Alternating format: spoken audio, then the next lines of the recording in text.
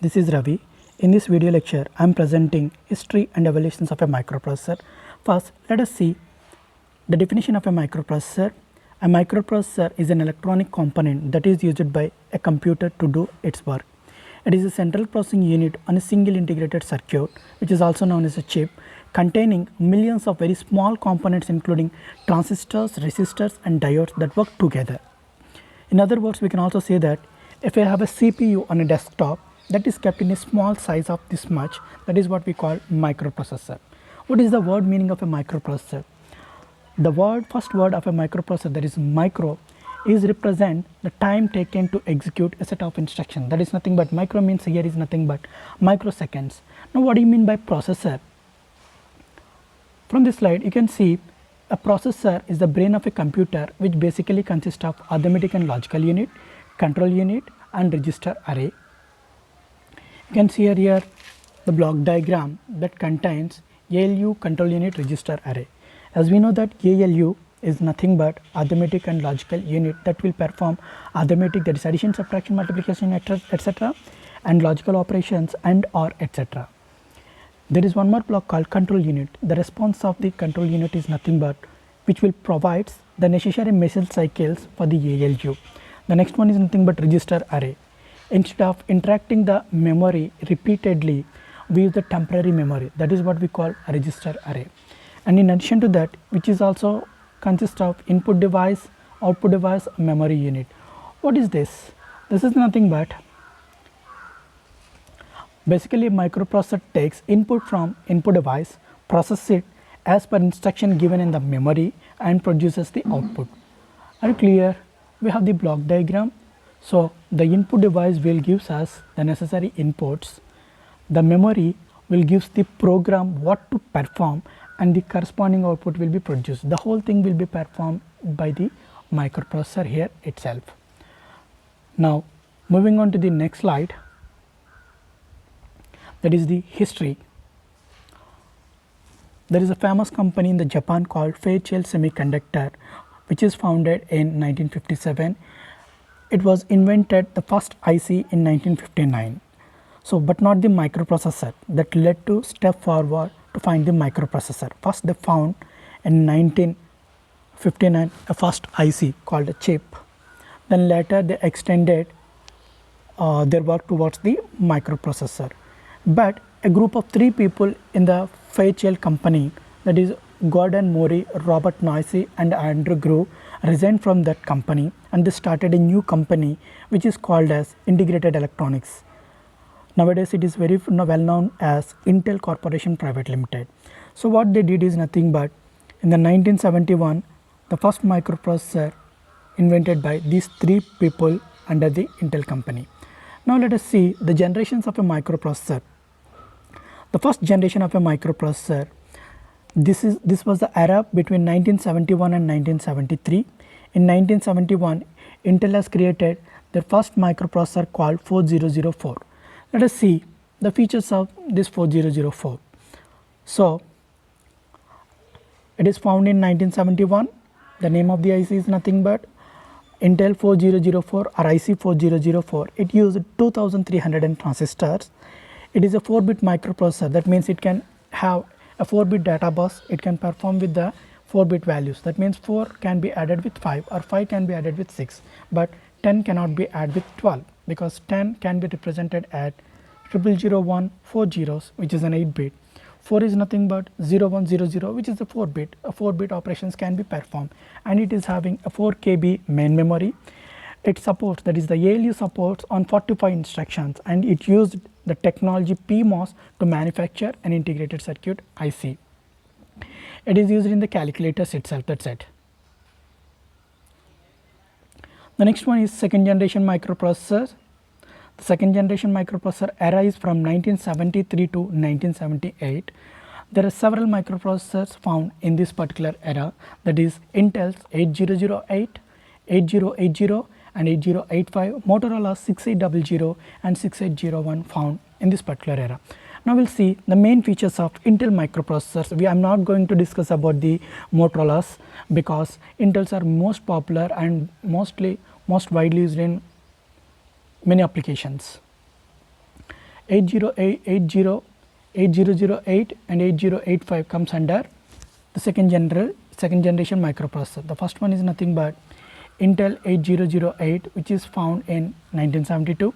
It uses 3500 transistor and it is a 8-bit version of a 4004. 4004 was the first generation microprocessor, which is a 4-bit microprocessor.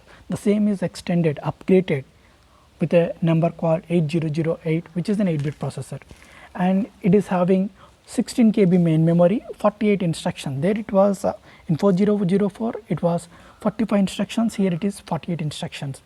And to manufacture that IC, that microprocessor, it uses PMOS technology, whereas it is very faster while compared with the 4004 and slower while compared with the 8080. Let us see the features of 8080. It was found in 1973, used 4500 transistors.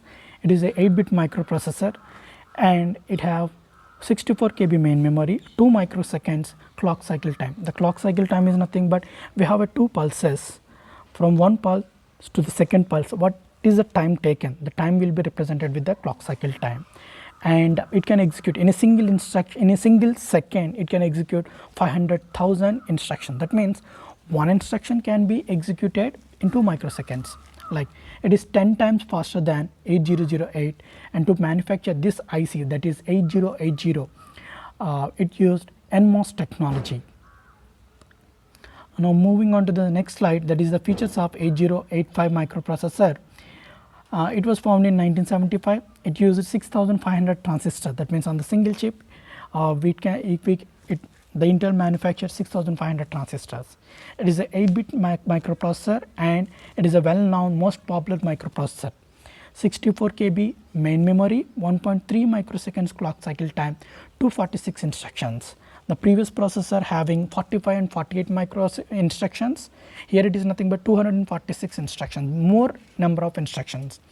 When the 8085 launched, it occupied huge market by selling 100 million copies of a transistors, that is the of a microprocessor.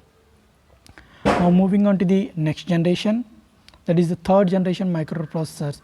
What can we find? 8086, 80186, 80286, Motorola 68000, 68010, all comes under third generation microprocessor. This arises from 1979 to 1980. And all these processors are nothing but 16-bit microprocessor. All these are nothing but 16-bit microprocessors. Now we'll see the basic features of the most important microprocessor, that is nothing but Intel 8086 microprocessor. It was found in 1978, used 29,000 transistor. On that particular small transistor microprocessor, we can find 29,000 transistor. It is a first 16-bit processor. Data bus width is 16-bit for 8086 and 1 MB main memory and 400 nanosecond cycle clock time, 6 bytes instruction queue, improved. We can find more registers itself. Now what do you mean by this thing, that is the 6 byte instruction queue? If you don't have a 6 byte instruction queue, what happens is nothing but there is something called execution cycle. The execution cycle consists of 3 steps, most important step. There are further steps in detail we have. The major 3 steps are nothing but a fetching of an instruction, decoding the instruction in the executable form and executing. So suppose I am having 10 instructions, my first instruction is going to be fetched, then the first instruction will be decoded and the first instruction is going to be executed. In the first cycle fetching, second cycle decoding, third cycle executing. After execution of the first instruction, again my microprocessor will involve into the fetching of the second instruction, decoding of the second instruction, execution of the second instruction. The next, fetching of the third instruction, decoding of the third instruction, execution of the third instruction. That means to execute 3 instructions, we require 9 machine cycle, 3 for one instruction, 3 for one instruction, and so on, like that. So now what happens if we have 6 byte instruction queue? Suppose if my microprocessor is executing fetching first instruction, there is no operation with the second instruction, and if my first instruction is decoding in the same machine cycle, the next instruction, that is the second instruction, is going to be decoded. the next second instruction is going to be fetched. So what happens here, my first instruction is in decoding, in the same machine cycle the second instruction is fetched. If my first instruction is executing, my second instruction in the same machine cycle is going to be decoded. The same machine cycle, my third instruction is going to be executed. So what can I find? In one machine cycle, the first instruction is going to be execute, the second instruction is going to be decoded, the third instruction is going to be executing. That means the speed of operation will be takes place with the advantage of 6-byte instruction queue. Now we'll move on to the fourth generation microprocessors. The fourth generation microprocessors are from 1981 to 1995, that is 14 years of era. These are 32-bit microprocessors. The most popular processors are nothing but 80386 from Intel, 68020 from Motorola. There are several processors 80486, 586, but I am not going to discuss about that. We will have a look on only 80386. So let us see the features of 80386. It was found in 1986, used 2,75,000 transistors on the small chip IC. Intel fast practical 32-bit microprocessor. It is having 4 GB main memory. Not only the 4 GB main memory, it is a physical memory, but a virtual memory in terms of terabytes. That is a different thing. And it comes with some additional features called page handling and virtual environment. So that is nothing but how can we extend the further memory from 4 GB to in terms of terabytes of memory. And also it includes hardware circuitry, some additional circuitry, memory management and memory assignment. So there are some concepts called paging, segmentation, all those special topics are introduced in 80286. They are further extended, that means further enhanced in 80386. Now we'll move on to the fifth generation microprocessor. Now we are in fifth generation microprocessor. It was begun in 1995. Till now it is only fifth generation microprocessor. What are these? These are 64-bit microprocessor. Pentium, Celeron, Dual, quad core, octa core, all those processors are comes under fifth generation microprocessor. Not only this, Itanium processors from Intel, that is i3, i5, i7, i9, all these comes under fifth generation microprocessor. Now we'll see Intel Pentium 4 processor. It was formed in 2002. It used 420 millions of transistors on this much of size, and 64-bit data bus, 32-bit address bus, 64 GB main memory. The memory is very huge size, and 1.4 gigahertz to 1.9 gigahertz is the operating frequency.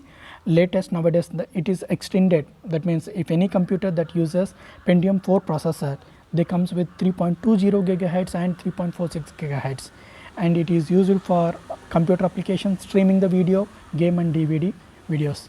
This is about this session.